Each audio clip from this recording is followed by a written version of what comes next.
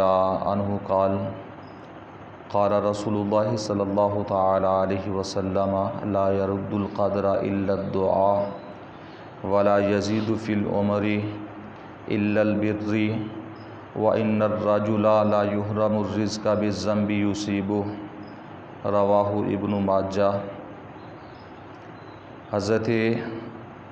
ثوبان رضی اللہ تعالی عنہ حدیث سے پاک روایت فرماتے ہیں، آپ فرماتے ہیں کہ پیارے آقا علیہ الصلوۃ والسلام نے ارشاد فرمایا کہ دعا کے علاوہ تقدیر کو کوئی چیز رد نہیں کر سکتی، اور نیکیوں کے علاوہ زندگی کے اندر، عمر کے اندر کوئی چیز اضافہ نہیں کر سکتی، برکت نہیں دے سکتی۔ اور فرمایا آپ علیہ الصلوۃ والسلام نے کہ گناہ کی وجہ سے بندے کو رزق سے محروم کر دیا جاتا ہے، یعنی جب کوئی بندہ مومن گناہ کرتا ہے تو گناہ کی ایک نحوست یہ بھی ہوتی ہے کہ اسے رزق سے محروم کر دیا جاتا ہے۔ اور وہ کون کون سا رزق ہوتا ہے؟ ہمارے بزرگان دین فرماتے ہیں کہ اس سے مراد اخروی ثواب بھی ہے کہ آخرت کے اندر جو اسے اجر اور ثواب ملنے والا ہے اس سے بھی وہ محروم ہو جاتا ہے، اور دنیاوی مال، دنیاوی صحت اور عافیت سے بھی اسے محروم کر دیا جاتا ہے۔ یعنی گناہوں کی وجہ سے ایسا ہوتا ہے کہ بسا اوقات بیماریاں بھی اسے لگ جاتی ہیں، اور گناہوں کے وجہ سے ایسا ہوتا ہے کہ عافیت و سلامتی اس سے اٹھا لی جاتی ہے، اور گناہوں کی وجہ سے ایسا بھی ہوتا ہے کہ اس کے مال کے اندر نقصان شروع ہو جاتا ہے، مال کے اندر بے برکتی شروع ہو جاتی ہے۔ یعنی یہ دنیاوی رزق سے محرومی ہے کہ جب بندہ مومن گناہ کرتا ہے اور گناہ پر اصرار کرتا ہے، اللہ تعالیٰ کی بارگاہ میں توبہ نہیں کرتا، اپنے گناہ پر ڈٹ جاتا ہے، تو پھر اللہ تبارک و تعالیٰ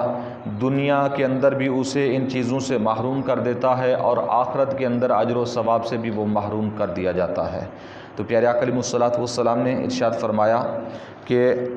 تقدیر کو اگر تبدیل کرنا ہے، بدلنا ہے، تو اللہ تعالیٰ سے دعا کرو، کہ دعا سے بڑی کوئی شے نہیں ہے کہ جو تقدیر کو بدل دے۔ یعنی بسا اوقات تقدیر بدل جاتی ہے دعا کرنے کے ساتھ، کہ دعا کے اندر اتنی زیادہ طاقت ہے، اللہ تبارک و تعالیٰ دعا کے ذریعے بندہ مومن کی تقدیریں بدل دیتا ہے،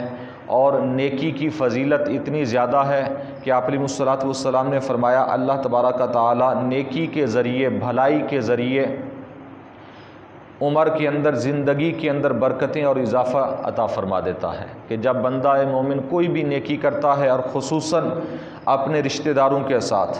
جب نیکی کرتا ہے، تو اس کی زندگی کے اندر اضافہ ہو جاتا ہے، اس کی عمر کے اندر اضافہ ہو جاتا ہے۔ یہاں تک پیارے آقا علیہ الصلوۃ والسلام نے ارشاد فرمایا کہ جس بندہ مومن کی زندگی کے 30 ایام باقی ہوتے ہیں، وہ اگر اپنے اہل و عیال کے ساتھ، اپنے رشتہ داروں کے ساتھ صلہ رحمی کرتا ہے، تو اللہ تبارک و تعالیٰ اس نیکی کی وجہ سے اس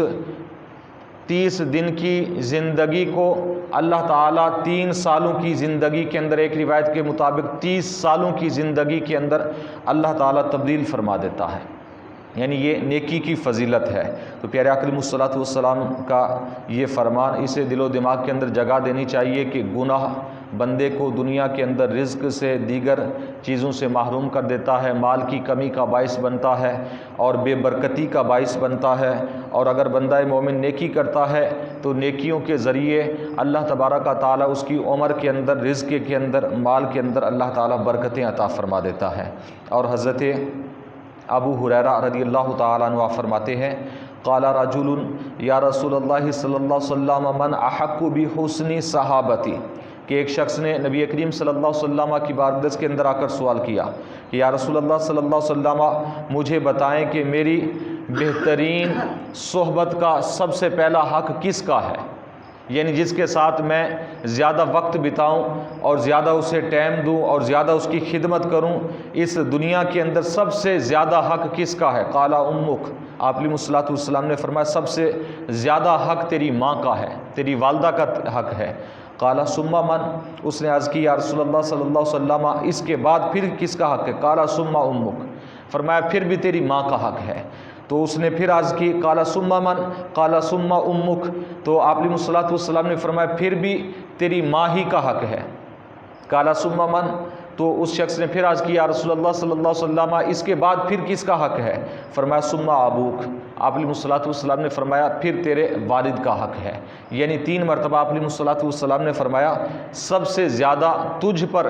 ہر ایک چیز کے معاملے میں، نیکی کے معاملے میں، وقت دینے کے معاملے میں، بھلائی کرنے کے معاملے میں سب سے زیادہ حق تجھ پر تیری ماں کا، تیری والدہ کا ہے۔ 3 مرتبہ، یعنی 3 حق سب سے پہلے تیری والدہ کے ہیں، اس کے بعد چوتھا حق پھر والد کا ہے۔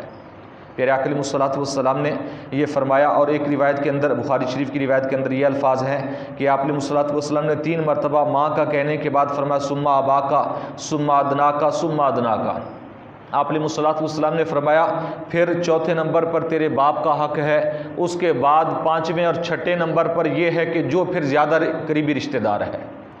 پھر زیادہ جو قریبی رشتہ دار ہے پھر حق اس کا ہے۔ جب اگر ماں کی طرف سے زیادہ قریبی رشتہ دار ہیں، مثال کے طور پر ایک خالہ بھی ہے اور چچا بھی موجود ہے، تو پہلا حق اس کے اندر خدمت کا خالہ کا ہے، دوسرے نمبر پر پھر چچا کا ہے۔ اسی طرح پھر جتنا قریبی رشتہ آتا رہے گا اس کا حق پہلے آتا رہے گا۔ یہ پیارے آقا علیہ الصلوۃ والسلام نے فرمایا۔ بخاری مسلم شریف کی حدیث پاک ہے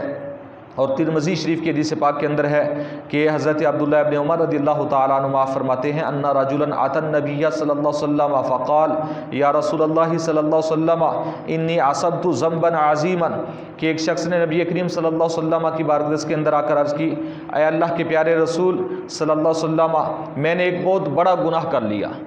بہت بڑا گناہ مجھ سے ہو گیا ہے۔ فہل لی توبہ، آپ نے الصلوۃ والسلام سے سوال کیا یا رسول اللہ صلی اللہ علیہ وسلم بتائیں مجھے کہ کیا میری توبہ ہو سکتی ہے؟ بہت بڑا میں نے گناہ کیا ہے، مجھے بتائیں کہ میری اگر توبہ ہو سکتی ہے، کوئی اس کا چارہ کار ہے تو مجھے بتائیں کہ میں اللہ کی بارگاہ میں توبہ رجوع کرنا چاہتا ہوں۔ نبی کریم صلی اللہ علیہ وسلم نے فرمایا ہل لک من ام، کیا تیری والدہ زندہ ہے؟ کیا تیری ماں موجود ہے؟ قال لا، عرض کی یا رسول اللہ صلی اللہ علیہ وسلم نہیں، فوت ہو چکی ہیں۔ قال وہل لک من خالہ، آپ علیہ الصلوۃ والسلام نے فرمایا کیا تمہاری کوئی خالہ موجود ہے، امی کی، والدہ کی بہن موجود ہے؟ تو اس شخص نے عرض کی قال نعم، کہا کہ یا رسول اللہ صلی اللہ علیہ وسلم خالہ ہیں۔ تو آپ علیہ الصلوۃ والسلام نے فرمایا قال فبرھا، فرمایا کہ اس کے ساتھ جاؤ، نیکی کرو، بھلائی کرو، احسان کرو خالہ کے ساتھ، اللہ تبارک و تعالیٰ تیرے گناہوں کو معاف فرما دے گا، تیری توبہ کو قبول فرما لے گا۔ یعنی پیارے آقا علیہ الصلوۃ والسلام نے فرمایا والدہ کے بعد اگر والدہ زندہ نہیں ہے تو والدہ کے بعد سب سے پہلا حق خالہ کا ہے، حسن سلوک کا، حسن صحبت کا اور نیکی کا۔ پیارے آقا علیہ الصلوۃ والسلام نے فرمایا تمہاری خالہ تمہاری والدہ کے بعد، اس لیے کہ والدہ کی وہ قریبی رشتہ دار ہے، والدہ کی بہن ہے، تو کیونکہ والدہ کے 3 حقوق ہیں، سب سے پہلے، اس کے بعد پھر والد کا حقوق ہے، تو خالہ کا حق چچا سے اور پھوپھیوں سے پہلے آتا ہے۔ یہ پیارے آقا علیہ الصلوۃ والسلام کے فرامین ہیں۔ تو اس لیے کوشش کرنی چاہیے کہ صلہ رحمی کے اندر بھلائی ہی بھلائی ہے، دنیا کے اندر بھی آخرت کے اندر بھی۔ اللہ تعالیٰ کی بارگاہ میں دعا ہے کہ نبی کریم صلی اللہ علیہ وسلم